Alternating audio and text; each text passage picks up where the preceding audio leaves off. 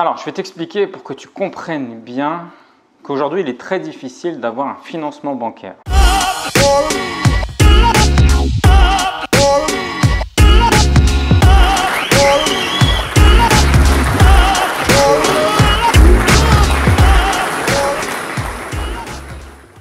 Pourquoi je te fais cette vidéo? Tout simplement parce qu'il y a quelques jours, j'ai reçu un commentaire sous une de mes publications où je t'expliquais justement que c'était très difficile aujourd'hui en 2019 de se faire financer un bien immobilier en tant qu'investisseur. Et il y a eu un commentaire sous la publication qui disait « Pourquoi tu cherches à faire peur? C'est très facile, va voir un courtier et puis tu as ton financement bancaire. » Et malheureusement, c'est pas aussi simple que ça. Déjà, il va falloir dissocier deux choses. La première, c'est faire un achat pour une résidence principale et la deuxième, c'est faire des achats en tant qu'investisseur immobilier.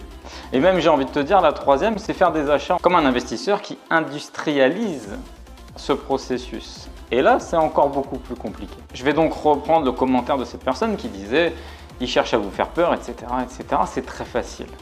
Alors oui, c'est très facile d'avoir un prêt immobilier si tu es un couple, que l'un et l'autre gagnent 1 500 € par mois, que vous avez peu de charges, que vous avez un petit capital de côté et que vous voulez acheter à vous deux une résidence principale et cette résidence principale coûte entre 150 à 180 000 €. C'est très facile.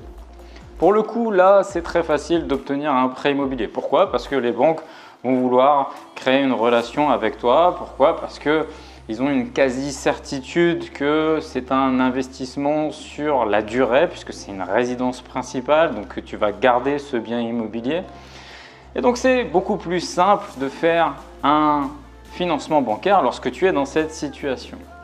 Là où ça devient compliqué, c'est lorsque tu te présentes à la banque et que tu dis « je suis investisseur immobilier et je veux faire des prêts immobiliers ».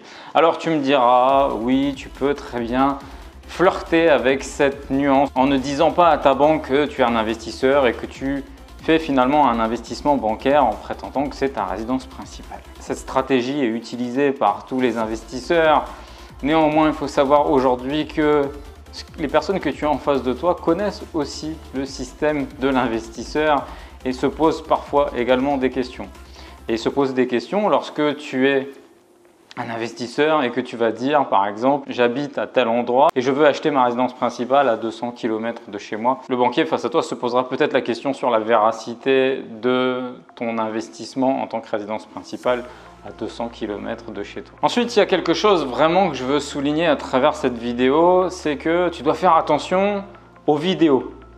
Peut-être même les miennes, peut-être toutes celles que tu peux voir sur Internet, toutes les vidéos qui te relatent des histoires d'investisseurs, de gens qui ont réussi à obtenir un prêt immobilier, des gens qui ont réussi à se faire financer dans des conditions, des situations, etc. etc. Pourquoi? Pour la simple et bonne raison, c'est qu'à chaque investisseur un investissement et à chaque investissement un investisseur. Et ça, je te le répète depuis des années et des années sur Internet. Néanmoins, ce que tu dois comprendre, c'est que les vidéos relatent une partie parfois de la réalité. Parfois aussi, il faut que tu le saches, certains usent et abusent de marketing. On ne va pas parler de mensonges délibérés, mais il faut savoir que pour attirer ton attention sur une vidéo, peut-être que tu as déjà vu des vidéos qui vont te dire « il a fait je dis une bêtise, un prêt d'1 million d'euros et il est au chômage ou il est au RSA ». Et c'est le jeu que tu peux découvrir vis-à-vis de YouTube, le marketing et autres choses comme ça. Néanmoins, je pense que à un certain degré, ça pose problème. Ça pose problème dans la perception que tu vas avoir de la faisabilité et la viabilité et la facilité de ce qu'est aller faire un prêt immobilier et d'obtenir un prêt bancaire. Avoir un prêt bancaire pour un investisseur immobilier en 2019, crois-moi, c'est très compliqué. Il y a aussi une chose qui peut te dérouter et qui peut faire une incompréhension vis-à-vis du financement bancaire. Lorsque tu vas aller voir ton conseiller clientèle, parfois tu vas rencontrer déjà, soyons très clairs, un conseiller clientèle qui n'a aucune décision au niveau des prêts, qui n'a même pas la capacité lui-même à faire le montage de ton prêt immobilier, mais qui va te faire une simulation parce que il va rentrer ton salaire dans les cases de son outil informatique et puis il va te dire très facilement, comme si tu allais sur n'importe quel site ou logiciel qui fonctionne de la même façon, il va te dire vous gagnez 1 500 à 2 000 €, vous pouvez emprunter chez nous à hauteur de 150 000, etc. Et puis toi, tu vas prendre ça pour argent comptant. Tu vas te dire, bah, c'est OK, je peux investir avec cet argent, je peux obtenir ce financement. Tu as l'impression déjà que ce oui, lorsqu'on t'a dit votre calcul de simulation est faisable, est un oui définitif. Et c'est là où tu ferais une grossière erreur. C'est qu'un conseiller clientèle qui fait ce type de simulation n'a aucun pouvoir et n'est absolument pas un oui. Après, il faut comprendre qu'un dossier, c'est monté, c'est expliqué, ça passe en commission de décision. Il y a soit une hypothèque, soit un organisme cautionnaire qui valide ou invalide justement ce prêt immobilier. Il y a beaucoup de petits détails qui vont faire en sorte que tu ne vas pas obtenir ton prêt immobilier. Et moi, j'ai accompagné beaucoup de clients sur le terrain, dans la réalité immobilière.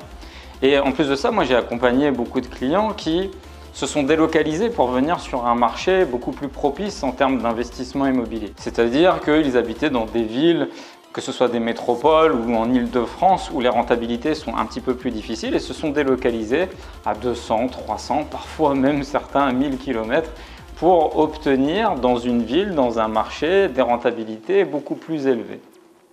Et c'est là où la difficulté peut être avec un investisseur immobilier. Pourquoi ?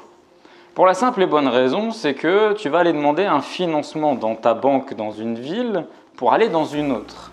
Ils n'aiment pas. La deuxième des choses qui peut être aussi bloquant, c'est si tu as par exemple plus de travaux que d'acquisition. Une banque peut très bien te dire non, on ne vous financera pas. Pour la simple et bonne raison, c'est que la valeur foncière qu'est l'acquisition est moins importante que les travaux et la banque n'arrive pas à prendre en considération le produit fini. Pour eux, les travaux, c'est superficiel et c'est du vent.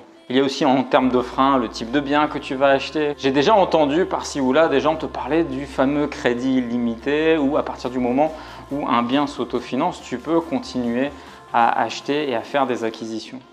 Alors oui, soyons très clairs, oui. Si par exemple tu as des sources de revenus à 15, 20, 30 000 euros par mois et que tu fais des investissements récurrents immobiliers, la banque sera toujours dans un processus d'investissement avec toi, ce sera un partenaire d'investissement. Mais tu sais, moi, je suis comme toi, je suis parti de rien. Et quand je te dis de rien, c'est pas j'avais des centaines de milliers d'euros en démarrant. Tu sais, tu peux entendre des gens qui vont jouer sur cette nuance, je pars de rien, mais je gagnais déjà 5, 6, 7 000 euros par mois. Évidemment, c'est plus facile d'avoir un prêt immobilier. Moi et ma femme, lorsqu'on a investi dans l'immobilier, nos revenus étaient vraiment minimes. Et je pense que toi qui me suis, peut-être que lorsque tu te lances dans cette belle aventure qu'est l'investissement immobilier, tu as aussi des revenus médians qui sont entre 1 500 voire 2 000 euros par mois. Le revenu médian français classique. Et c'est beaucoup plus difficile pour toi, français moyen que nous sommes, d'investir dans l'immobilier. Pourquoi ?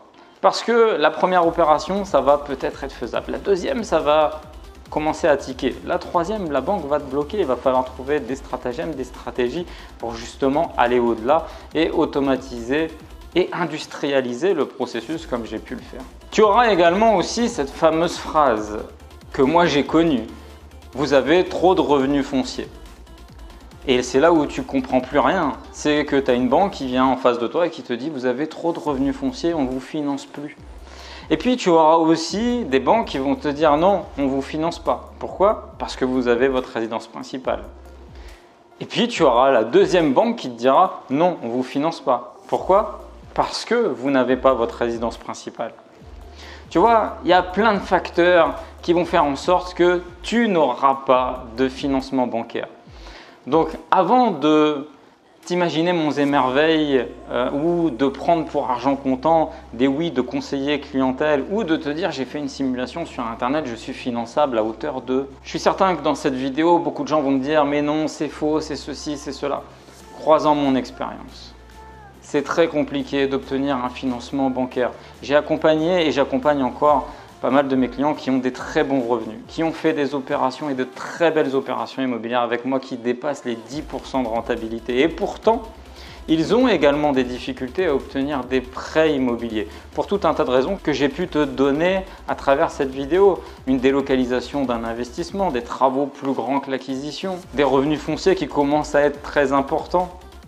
des encours, un système de calcul spécifique via les banques également qui te permet plus d'investir chez eux. Et c'est pour ça que je t'invite à venir à ImoPro qui a lieu le 6 avril 2019. J'ai un expert bancaire qui sera là pour te donner toutes les méthodes, tous les conseils nécessaires pour justement obtenir ce fameux sésame, ce fameux prêt bancaire. En dessous de la vidéo, tu as le lien pour t'inscrire. Il reste encore des places. Fais vite, rejoins-nous à ImoPro 4. Si tu as aimé cette vidéo, tu la likes, tu la commentes, tu la partages. Tu me dis ce que tu en penses dans cette vidéo, dans les commentaires. Si pour toi, ça a été facile d'obtenir un prêt immobilier, si pour toi, ça a été un petit peu plus compliqué, ce qui a bloqué, ce qui a fait en sorte que aujourd'hui on te refuse et peut-être que demain, on t'autorisera à avoir ce financement bancaire. Quant à moi, je te dis à très bientôt pour une prochaine vidéo. Ciao!